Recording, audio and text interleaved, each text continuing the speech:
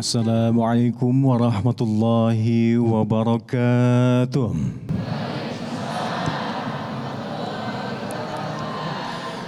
Alhamdulillahilladzi anzala syahrul Ramadan syahrun unzila fihi al-Qur'an hudan linnasi wa bayyinatin minal huda wal furqan.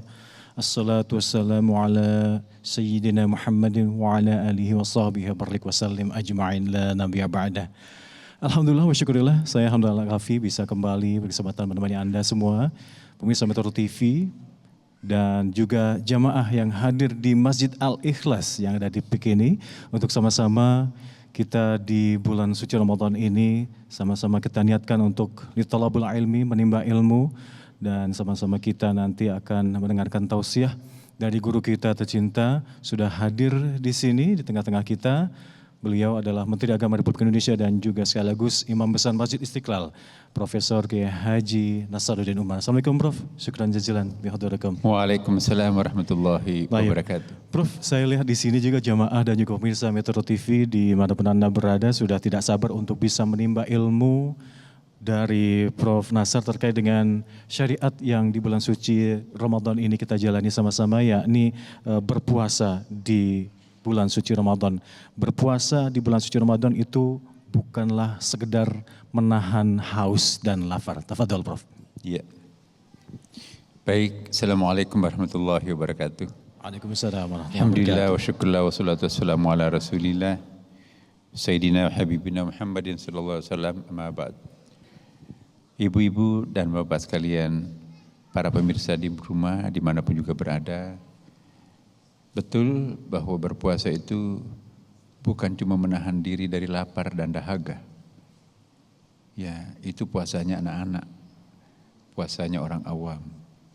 Kita ingin puasa kita itu nanti betul-betul puasa yang berkualitas. Imam Al-Ghazali membagi 3 macam puasa. Ada puasanya orang awam, yaitu puasanya anak-anak, puasanya orang yang nggak ngerti fikih, nggak mengerti syariah, pokoknya formalitasnya puasa aja. Dan ada lagi yang disebut dengan puasanya orang khawas. Khawas itu artinya orang sudah mulai ngerti. Dia tidak hanya menahan diri dari makan dan lapar, dahaga dan berhubungan suami istri, tapi sudah mulai menukik, sudah mulai mempuasakan matanya, mempuasakan tangannya, langkah-langkahnya. Nah, itu puasa khawas. Dia berpuasa untuk tidak membicarakan aib saudaranya sendiri. Dia menahan amarahnya. Dia juga tidak mendekati orang yang sedang merokok. Dia juga tidak mau lengah berenang di siang hari Ramadan tanpa mempedulikan siapa tahu nanti masuk air di hidung atau di mulut. Nah, jadi sangat care, apa itu? Sangat hati-hati. Kam min shaimin laisa lahu jazaa illa al-ju'i wal atash, kata Rasulullah. Betapa banyak orang berpuasa tidak ada yang diperoleh kecuali hanya lapar dan dahaga. Rugi kan? Yang kita inginkan itu berpuasa tetapi dapat maknanya puasa itu. Nangkap substansinya puasa itu. Minimum insyaallah jamaah kita yang hadir di sini, kalau tahun lalu masuk kita puasa masih puasa awam ya. Nah, tahun ini mudah-mudahan sudah meningkat menjadi puasanya orang khawas. Tidak sekedar menahan lapar, menahan dahaga, menahan tidak berhubungan suami istri, mulai mempuasakan mulut kita. Mulut ini paling sering membatalkan pahala puasa, Bapak. Setiap hari korbannya banyak sekali mulut ini. Separuh penghuni neraka itu gara-gara mulut, Ibu. Terkapar banyak sekali orang di depan karena mulut. Ada yang difitnah, ada yang dimaki-maki, ada yang disinggung perasaannya, ada yang dimarahi, dimurkai, ya, ada yang dibohongi, ya, ada yang diejek, dan juga ada ujub membanggakan dirinya sendiri. Nah, belum lagi mungkin makanannya semalam, sahurnya semalam dari barang makanan yang tidak murni halal. Nah, jadi mulut ini harus dipelihara. Kemudian hidung, siapa itu dicium tuh? Ya. Mata, ini bahaya juga nih. Mengintip aja kerjaannya setiap hari. Apakah mengintip tetangga, mengintip handphone, mengintip YouTube, macam-macam tuh godaan di handphone sekarang. Hati-hati loh, handphone itu banyak iblisnya sekarang. Diminta tidak diminta datang sendiri. Ya. Jadi hati-hati. Mata ini harus berpuasa, telinga juga harus berpuasa. Ngerumpi terus. Ya. Ngabuburit. Apa bahasa Sunda itu, ngabuburit itu kan datang ke pinggir jalan, nonton orang balapan sambil menunggu waktu buka puasa. Pergi ke pantai sambil menunggu waktu buka puasa. Bukan begitu caranya ngabuburit itu. Ya, melihat paha, melihat aurat di situ. Itu bukan ngabuburit seperti itu. Kita ke masjid, mengaji di situ. Ya, bawa kurma sebiji, 2 biji. Kita tunggu waktu salat, pulang baru kita makan. Itu yang enak tuh. Nah, ada lagi puasa yang ketiga, itu puasanya orang khawasul khawas. Wah, itu puasa sofistik tuh. Yang berpuasa tentu bukan hanya mulutnya untuk tidak makan, tidak minum, tidak berhubungan suami istri. Matanya pun juga memang sudah seperti itu standarnya. Tapi lebih dari itu, orang yang berpuasa khawasul khawas, pikirannya pun juga diajak berpuasa untuk tidak memikirkan yang negatif-negatif. Seringkali kita berpuasa tapi imajinasinya liar kemana-mana. Membayangkan tetangga, membayangkan macam-macam. Begitu ada pikiran-pikiran negatif, jorok, tutupnya. Hati pun juga begitu. Begitu jengkel terhadap orang, astagfirullah. Ya. Maka itu dia membatasi diri untuk tidak mau banyak bergerak di siang hari Ramadan. Bahkan ada tarekat itu ya. Beberapa tarekat di Indonesia itu berpuasa dalam kelambu. Begitu sahur masuk di kelambu. Kerjaannya tidur ngaji, salat di dalam kelambu itu. Kadang-kadang berjemaah. Begitu cara mereka itu mendengarkan, memelihara puasanya agar tidak mendengarkan ngerumpi, kebohongan. Puasa mulutnya untuk tidak melihat handphone kecuali yang sangat penting. Ya. Salat, kakinya pun juga enggak pernah dipakai melangkahkan ke tempat-tempat yang enggak benar. Ya. Jadi itulah caranya orang mempertahankan kualitas puasa. Itu namanya puasa khawasul khawas. Nah, kita puasanya selama ini apa? Puasanya orang awam, puasanya orang khawas, atau puasanya khawasul khawas. Orang yang berpuasa khawasul khawas tidak mau membuka auratnya. Ya. Dan yang berpuasa itu juga mulutnya tidak mau banyak bicara. Ya kan? Apa hadis Nabi itu? Man kana yu'min billahi wal yawmil akhir falyaqul khairan aw liyasmut. Barang siapa percaya kepada hari akhirat, percaya kepada Allah dan hari akhiratnya, hendaklah berkata-kata yang benar. Ya, atau lebih baik diam. Itu hadis loh. Jadi kalau kita ngoceh kemana-mana ada bahayanya Bapak Ibu. Semakin banyak bicara, semakin peluang berbohongnya banyak. Semakin peluang untuk membicarakan aib saudaranya banyak. Ya, semakin ujub membanggakan dirinya banyak. Habis kebanggaan dirinya, wah memang, suami saya juga begitu. Tapi memang mertua saya juga memang begitu. Sekarang nurun ke anaknya. Habis waktunya menceritakan kebaikan dirinya, kebaikan suaminya atau istrinya, kebaikan orang tuanya, mertuanya, anaknya. Orang yang suka menceritakan kelebihan dirinya, itu belum selesai pada dirinya sendiri. Ada sesuatu yang disembunyikan tuh. Jadi secara psikologis Bu, dalam ilmu psikologi itu, kalau ada orang selalu menonjolkan dirinya, aku dulu begini, enggak ada yang nanya loh ya Bu. Enggak ada yang nanya tapi dibeberkan semua. Mendemonstrasikan kehebatannya, prestasinya kepada orang lain. Itu ciri-ciri orang yang belum selesai pada dirinya sendiri. Orang seperti ini susah dipilih untuk menjadi pemimpin. Bagaimana bisa memimpin orang kalau dirinya sendiri belum selesai? Maka itu hati-hati. Kontraproduktif itu. Ingin membuat dirinya terkenal supaya dipilih, tapi overdosis. Ya, terlalu banyak menceritakan prestasinya sendiri. Nah itu, wah ini orang tidak sehat nih. Itu dalam ilmu jiwa, itu termasuk kelainan jiwa. Orang yang suka memuji dirinya. Kalau nggak ada yang memuji satu hari itu lemes tuh. Kadang-kadang bersandiwara. Pergi ke tantangannya. Assalamualaikum. Kok loyo mbak? Loyo mas? Ini kan hari Kamis. Memang kenapa? Saya kan setiap hari Senin dan hari Kamis berpuasa. Sudah kapan? Sejak kecil. Padahal baru mulai kan. Akhirnya, hebatlah kamu. Oh iya dong. Pulang ke rumahnya semangat. Ada orang gak bisa tidur kalau gak ada yang memuji satu hari itu. Makin banyak orang memuji, makin hebat. Vitamin itu kalau ada yang memuji. Padahal kita dianjurkan berbuat baiklah tangan kanannya, jangan ketahuan tangan kirinya. Ini dipamerin kemana-mana itu. Itu pembawa ember bocor nanti ke akhirat. Malaikat, pahala saya dulu mana? Ini kamu bawa ember bocor. Maksudnya ketika Anda dipuji, lehermu naik, kamu sudah ngambil pahalanya. Jangan tunggu pahala di akhirat lagi. Hati-hati bu. Ya namanya amal, makin disembunyikan makin utuh pahalanya nanti di akhirat. Makin dipamerkan, makin habis pahalanya nanti di akhirat. Itu kan riya. Riya itu seperti membersihkan kotoran di atas batu karena air hujan. Saya mohon kepada kita semua, lewatilah masa-masa pujian itu. Lewati. Hidup ini harus mampu melewati pujian. Ya. Apa artinya kita populer di bumi, selebriti di bumi, nggak ada yang kenal kita di langit. Jadilah selebriti langit.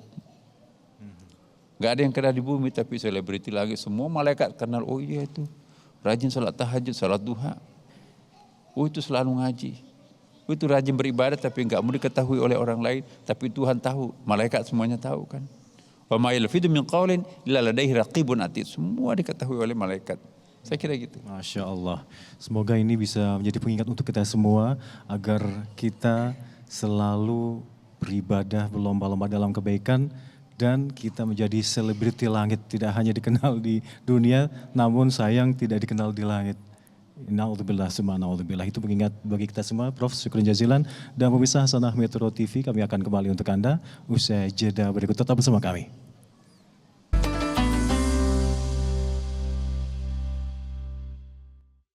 Didukung oleh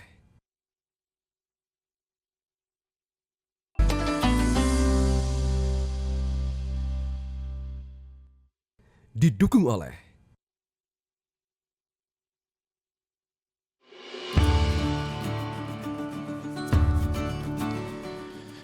Baik, syukur jazilan Anda masih bersama kami di Hasanah Islam Metro TV spesial Ramadan bersama saya Hamdal Kafi dan juga Prof Nasaruddin Umar dari Masjid Al-Ikhlas PIK, dan kami masih akan kembali untuk membahas bagaimana puasa ini agar kita tidak hanya semata mendapatkan haus dan lapar saja.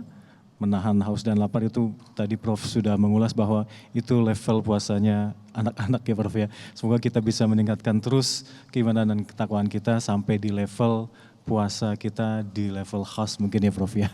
Baik, Prof, saya ingin bertanya sebelum saya lempar ke audiens yang ada di Masjid Al-Ikhlas PIK ini, Prof, terkait dengan output dari ibadah yang kita jalankan di bulan suci Ramadan ini, sebenarnya harapannya sampai di mana? Agar keimanan kita bertambah atau ketakwaan kita bertambah atau seperti apa Prof? Iya, outputnya puasa kita itu tuh mengupgrade, apa itu mengupgrade? Meningkatkan ya. Kekuatan kita, kedekatan kita, attachment kita dengan Allah Subhanahu wa taala. Puasa itu diharapkan untuk membuat diri kita tuh bertambah kemelekatan diri kita dengan Allah, attachment kita kepada Allah, itu yang kita harapkan. Ya ayyuhalladzina amanu kutiba alaikumusiyam kama kutiba alal ladzina min qablikum la'allakum tattaqun. Itu salah satu tujuan puasa. Mudah-mudahan kalian menjadi orang yang bertakwa. Manhumul muttaqun alladzina yu'minun bil ghaib wa yuqimunas shalah wa mimma razaqnahum yunfiqun. Alladzina yunfiquna fis sarra wad dharra wal qadiminal ghaid wal afinan nas wallahu yuhibbul muhsinin. Jadi itu takwa itu tidak gampang loh Bapak Ibu. Ya. Semua orang muslim itu belum tentu mukmin. Gampang kok bersyahadat itu. Tidak semua yang mengaku Islam itu beriman.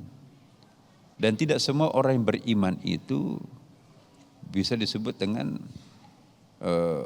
muhsin.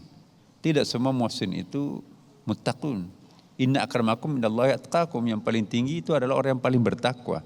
Tujuan puasa ini adalah mengajak kita untuk bertakwa, menaik ke puncak tuh kan. Jadi kalau orang sudah berpuasa pasti muslim. Yang kedua pasti beriman. Yang ketiga pasti muhsin, berbuat baik.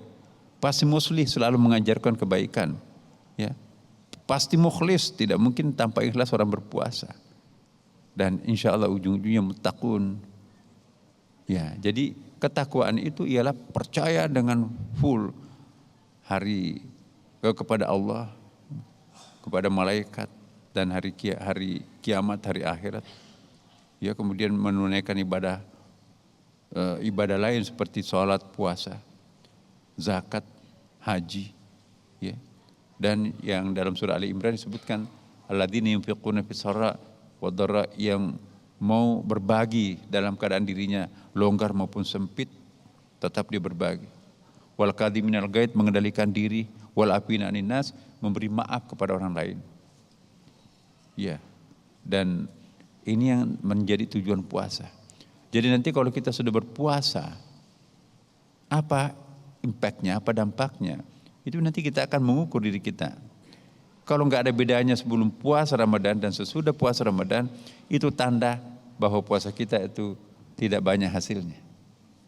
Tapi kalau kita sudah berubah, ya, ada wajah kita yang berubah menjadi saleh, tidak lagi selalu cemberut tapi selalu tersenyum. Ada aurat kita yang selalu kita tutup, tidak lagi gampang terbuka. Ada lagi langkah-langkah kita tidak lagi terlalu sering ke mall, melampaui keseringannya pergi ke masjid, ya kan? Tangan kita enggak pernah menandatangani tanda tangan fiktif atau tanda tangan macam-macam. Dia pelihara tangannya, dia pelihara matanya, dia pelihara telinganya, dia pelihara mulutnya, dia pelihara langkahnya, dia pelihara pikirannya, dia pelihara perasaannya. Ya, itulah yang disebut dengan atharul ibadah, bekas-bekas ibadah yang muncul pada wajahnya. Simahum fi wujuhihim min atharis sujud, tampak di wajahnya itu tanda-tanda sujud. Bukan di sini hitam. Jangan sengaja menghitamkan di sini, itu dosa itu, Bu. Udah cantik-cantik, udah cakep-cakep, digesek-gesekin di sini. Akhirnya bekas, oh bangga. Ahli sujud bukan. Athar itu bekas. Athar sujud, simahum fi wujuhihim, muncul pada wajahnya. Wajahon dalam bahasa Arab itu ini loh, Bu. Yang dibahas pada waktu wudu itu wajah. Kalau mau hitami di sini itu jidat namanya. Tuhan tidak mengatakan simahum fi jabahatin min athar sujud, tapi simahum fi wujuh, kalau mau tanda hitam, hitamin semua di sini. Enggak bagus itu, Bu. Jadi hati-hati, tetap kita harus cantik. Ya, jangan sengaja menghitamin di sini. Kecuali kalau memang ya hitam dengan sendirinya, tidak disengaja hitam, ya enggak apa-apa. Tapi saya ingatkan bahwa itu bukan tanda sujud namanya itu. Tanda sujud itu ialah rumput pun disalami. Assalamualaikum, kamu juga lapar ya? Aku siram engkau. Kucing tetangga mudik kampung, aduh mengion dari tadi. Oh, kamu gak bisa makannya. Mbak, belikan makanan kucing itu. Kucing tetangga kok? Iya, itu aku. Jadi dalam agama Hindu Buddha itu ada namanya tatuan asih. Engkau adalah aku adalah engkau. Jadi aku di situ, engkau di situ. Bukan lagi manusia, tapi kucing pun juga engkau adalah aku. Kucing lapar, bagaimana rasanya kalau aku lapar? Kembang lapar, enggak pernah disiram, layu nanti. Bagaimana aku lapar? Jadi menyiram kembang yang layu, itu sedekah. Menyalami tumbuh-tumbuhan, itu juga sedekah. Nabi itu coba, Assalamualaikum ya alal kubur. Kuburan pun disalami. Rumahnya kosong, enggak ada penghuninya. Assalamualaikum, Nabi itu kan. Sahabatnya Nabi itu bukan hanya orang, binatang. Ya. Untanya Nabi ketika diganti dengan kendaraan dinasnya Rasulullah itu kan unta ya. Ya. Dan kuda, kalau mau perjalanan cepat pakai kuda, perjalanan lambat tapi jauh itu pakai unta. Ketika untanya dan kudanya mau diganti oleh unta dan kuda lebih segar, kata Rasulullah, coba lihat Itu unta itu masih nangis, kuda juga nangis, masih ingin aku duduki punggungnya keliling berdakwah, tapi harus digantikan oleh unta dan kuda yang lebih seger. Jadi tidak ada benda mati dalam kamus Islam. Wa min syai'in illa yusabbih bihamdihi walakin la tafqahuna tasbihahum. Tidak ada segala sesuatu itu melainkan semuanya bertasbih, hanya kita enggak memahami tasbih mereka. Jadi inilah Bapak Ibu sekalian, bulan suci Ramadan ini latihan spiritual untuk menyelami semua makhluk Allah. Itu saudara kembaran kita. Kalau mencintai Allah, pelihara makhluknya, pelihara pohon, pelihara lingkungan hidup. Jangan malah membakar, menggusur, menimbun, ya merusak alam, berarti tidak mencintai Allah. Makasih. Baik. Makin jelas output puasa kita adalah makin sayang kita kepada seluruh makhluk ciptaan Allah Subhanahu wa taala. Prof, tapi kali ini kita akan memberi kesempatan kepada audiens untuk bertanya langsung. Tafadhal, siapa di sini yang akan bertanya? Silakan. Silakan.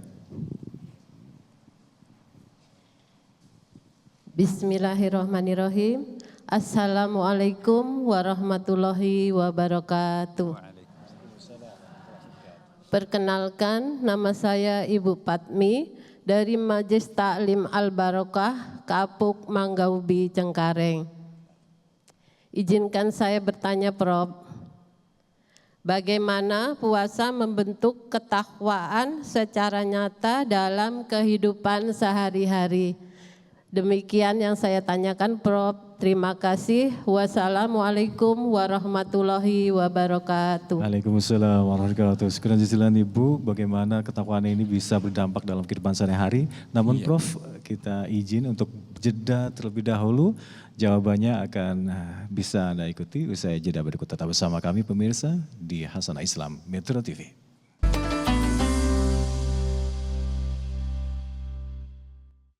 Didukung oleh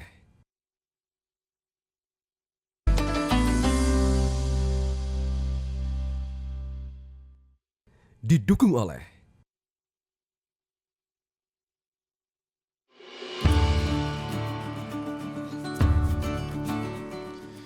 Baik, terima kasih Anda masih bersama kami di Hasanah Islam Metro TV, masih bersama saya Hamdallah Kafi dan juga Prof. Nasaruddin Umar dari Masjid Al-Ikhlas Speak. Kita telah mengikuti bagaimana tadi agar kita berpuasa tidak hanya sekedar mendapatkan haus dan lapar semata. Prof, mohon dijawab dari pertanyaan dari audiens tadi dan jemaah tadi. Bagus ya Tafadhol. pertanyaan Ibu ya.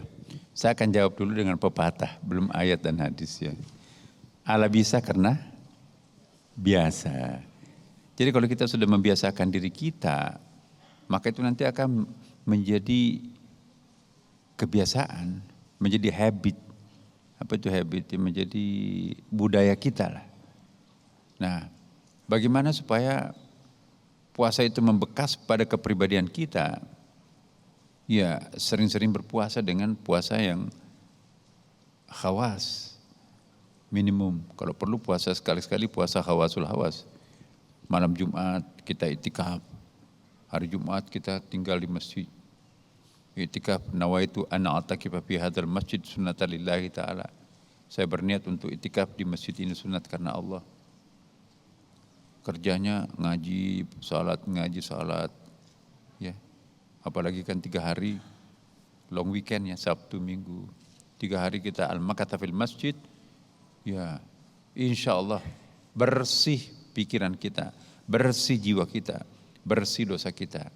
Lama-kelamaan from within, dari dalam diri sendiri itu nanti akan muncul proteksi.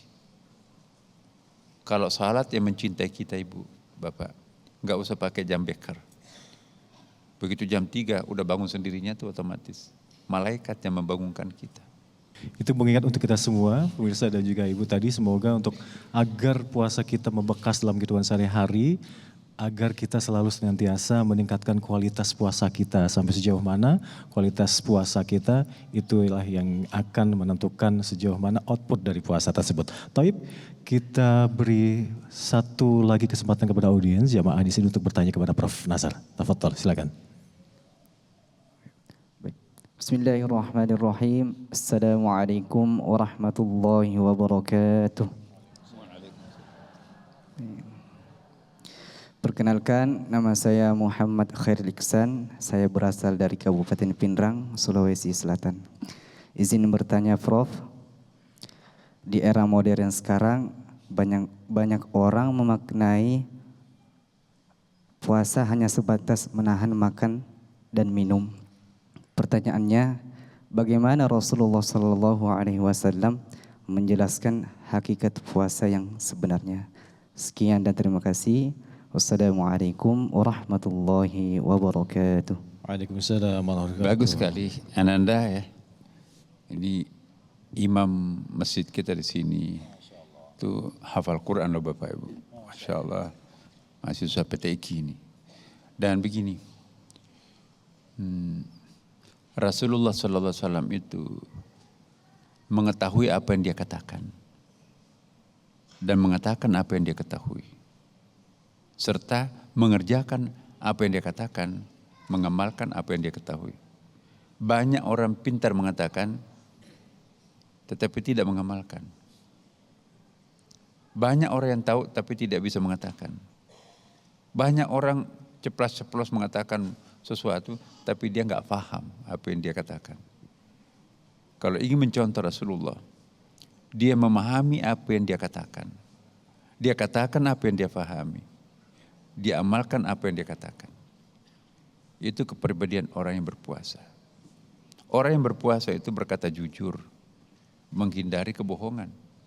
Orang yang berpuasa itu ikhlas. Tidak ada pamrihnya kalau menolong seseorang.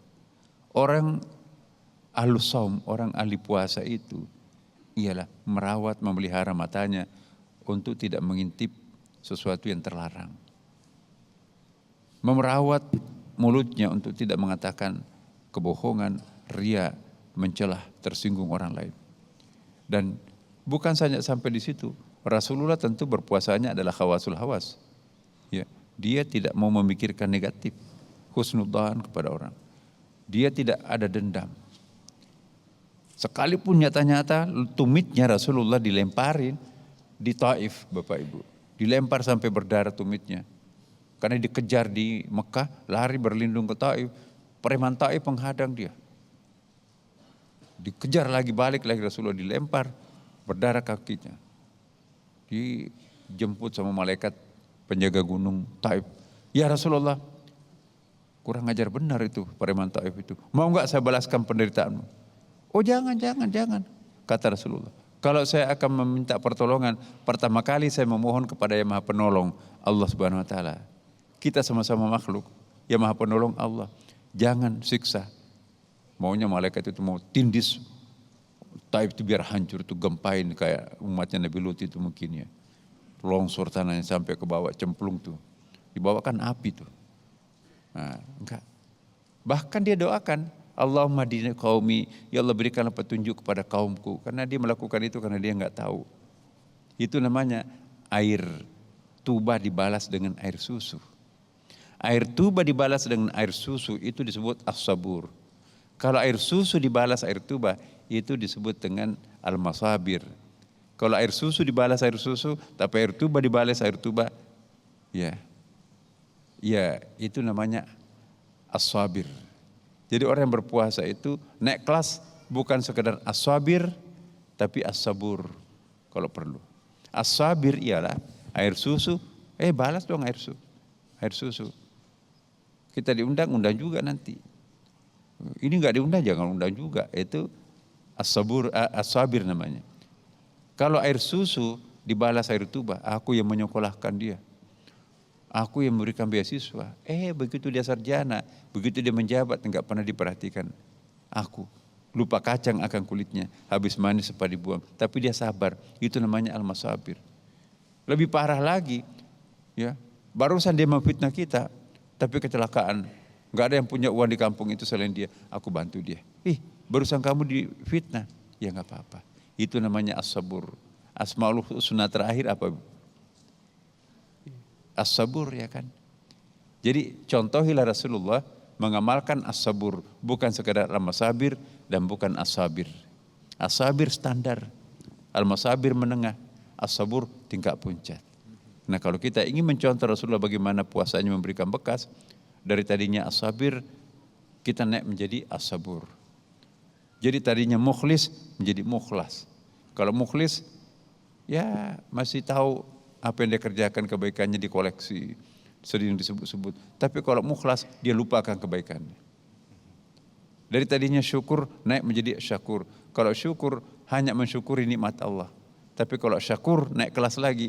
Apapun yang datang dari Allah termasuk musibah, penyakit, fitnah, dia syukuri juga. Karena Allah Maha Baik, nggak mungkin ada sesuatu yang datang daripadanya tidak baik. Hanya karena kita nggak memahami apa hikmah di balik penderitaan musibah, penyakit, maka kita akan merintih. Nah, jadi kalau orang yang sudah beriman, al-saim, ya, dia tidak bisa membedakan antara penderitaan dan kenikmatan. Diuji kenikmatan, innalillah, jangan-jangan ini hijab baru ini. Selama ini aku nggak ada jarak dengan Tuhanku. Diangkat jadi pejabat, aku nggak bisa ke masjid. Harus datang ke kantor lebih awal, nggak pernah lagi puasa Senin Kamis, banyak kerjaan. Jadi pada hakikatnya itu adalah kejauhan diri dengan Tuhan. Jika diuji musibah, ini surat cinta Tuhan kepadaku. Bukankah kita lebih dekat dengan Tuhan pada saat diuji musibah, Ibu? Mana yang paling dekat kita dengan Tuhan? Diuji musibah atau diuji kenikmatan? Siapa yang paling pertama dipanggil kalau kita kena musibah, Ibu, Bapak? Allah kan? Iya. Tapi siapa yang diundang, diajak traktir kalau tender kita menang? Orang lain, bukan istrinya loh, bahaya loh. Ini satu bukti bahwa hati-hati, ujian kenikmatan itu lebih banyak menjerumuskan orang daripada ujian musibah. Lebih banyak orang jatuh karena pujian daripada kritikan. Dikritik orang belajar, tapi dipuji selesai belajarnya. Saya kira gitu. Baik, syukur jazilan Prof pengingatnya. Semoga kita menjadi ahlus shaim, ahlus puasa yang selalu bisa meningkatkan tingkat dan kualitas keimanan dan keislaman kita. Tapi Prof, syukur jazilan pengingatnya terkait dengan bagaimana kita memenuhi puasa tidak hanya agar mendapatkan lapar dan dahaga saja. Pemirsa Metro TV, Hasanah Islam Metro TV akan kembali untuk Anda usai jeda berikut, tetap bersama kami.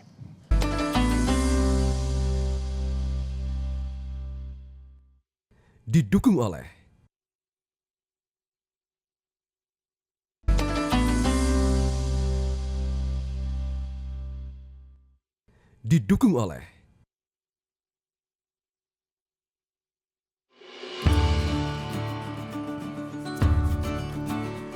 Baik, sekarang jazilan masih bersama kami di Hasanah Islam Metro TV dan masih bersama saya Hamdal Kafi dan juga Prof. Nasaruddin Umar masih dari Masjid Al-Ikhlas PIK. Kita akan membahas terkait dengan bagaimana Ramadan berpuasa ini tidak hanya mendapatkan lapar dan dahaga saja, Prof. Selain banyak sekali amalan untuk mendapatkan kesempatan kita meraup pahala yang banyak ini, Prof, di bulan puasa ini juga dikenal sebagai sarana untuk penyucian jiwa atau takziyatun nafs, semacam itu. Boleh diulas lebih mendalam terkait dengan ini, Prof? Takziyatun nafs. Iya, makanan itu ada dua macam, Bapak. Ada makanan lahiriah, nasi, buah, kue, kopi, teh, mengenyangkan perut, ya kan?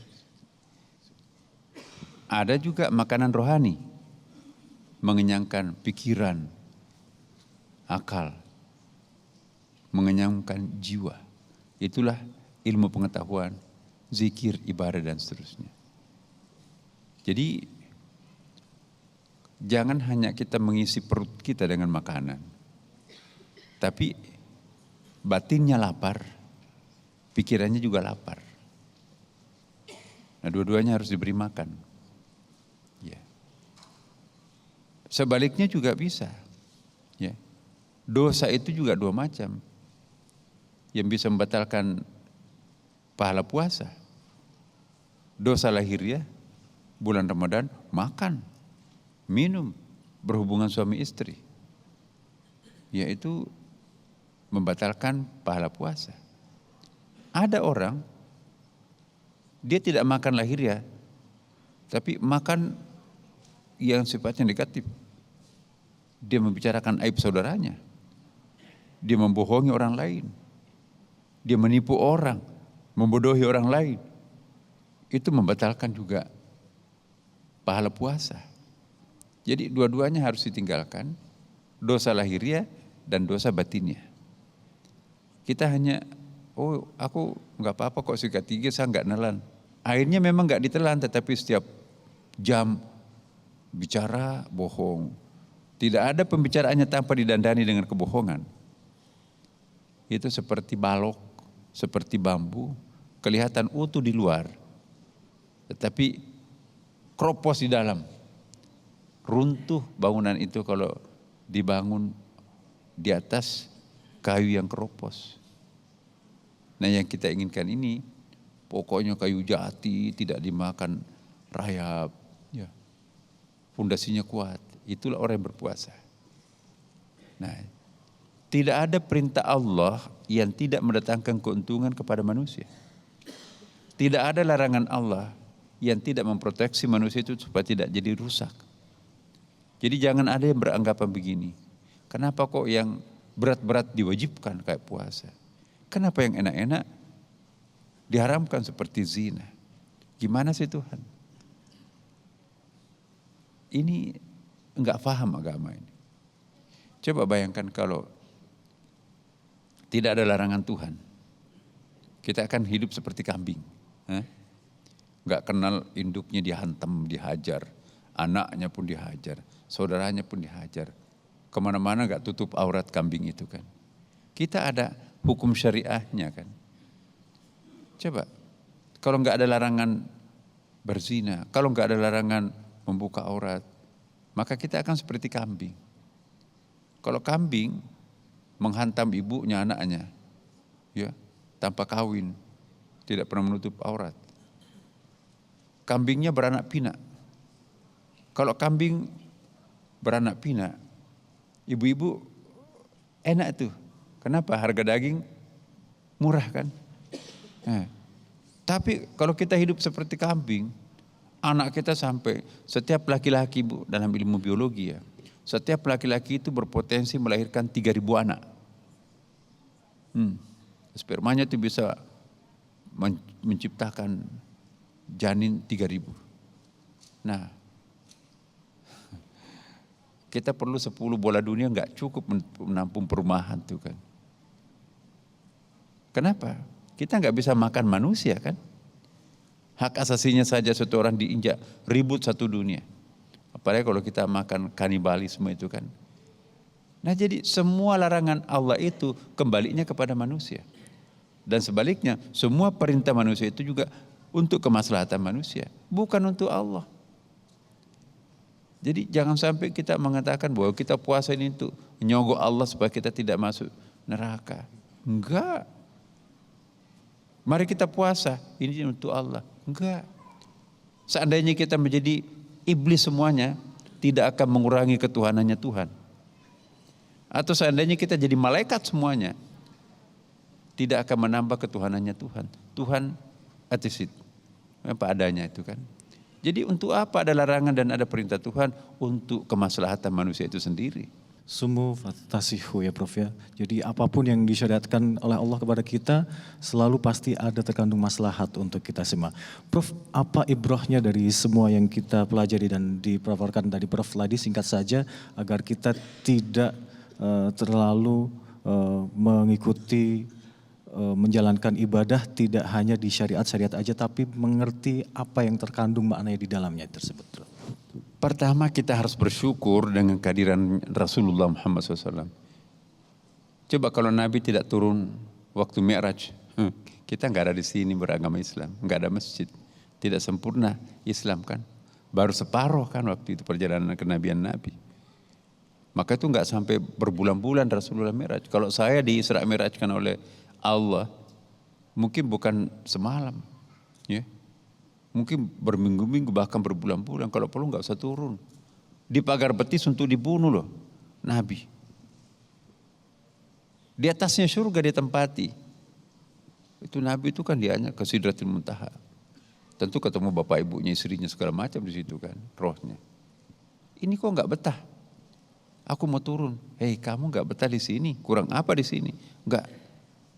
Saya tidak ingin mencicipi ini sendirian. Aku ingin umatku pun juga mencicipi tempat ini nanti kemudian hari. Ummati, turun.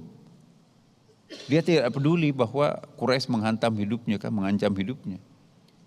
Maka itu kita bersyukur kehadiran Rasulullah. Berterima kasih Allah menurunkan Islam kepada kita, kan. Jadi yang paling pertama harus kita syukuri, kita beragama Islam, Bapak Ibu. Iya kan? Kita punya Nabi Muhammad. Kita mengenal Allah. Kalau kita enggak mengenal Allah, tidak punya kenalan dengan Nabi Muhammad, tidak tahu ajaran Islam itu apa. Alhamdulillah banget ya Bu. Kita diberikan pengetahuan untuk beragama Islam, kita mengamalkan puasa.